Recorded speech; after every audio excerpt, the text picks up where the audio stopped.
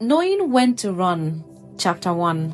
Fire on the mountain. The showdown on Mount Carmel with the prophet of Baal. 1 Kings 18. The story of Elijah on Mount Carmel unfolds during a time of deep crisis in Israel. The nation had been suffering through a long bitter drought for 3 years, a consequence, the Bible tells us, of their spiritual drought resulting from their disobedience and idolatry. Under the influence of King Ahab and Queen Jezebel, the people had turned away from God and begun worshipping Baal, a Canaanite god.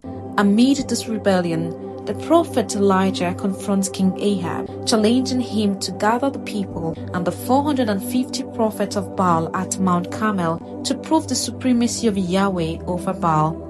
The contest: who is God?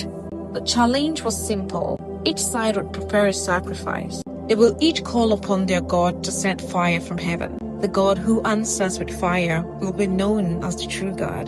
The prophets of Baal went first, invoking their God from morning until noon. They shouted and danced, calling on their God, but nothing happened. Elijah watched and eventually began to mock them. Maybe your God is busy. Maybe he's asleep. Shout louder.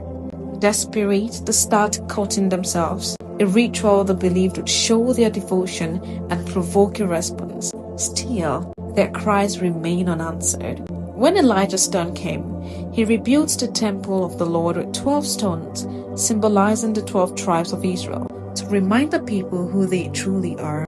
He placed the wood and the offering on the altar, and then, to make sure no one could claim it was a trick, he asked the people to pour water over everything. Not once, but 3 times, until the trench around the altar was overflowing. Then, Elijah prayed to God, beseeching him to reveal his divinity and turn the hearts of the people back to himself. Lord, let them know that you are God and that you are calling them back to you. The response was immediate and overwhelming, as a consuming fire from heaven fell not only on the offering and wood, but also consumed the stones and evaporated the water in the trench.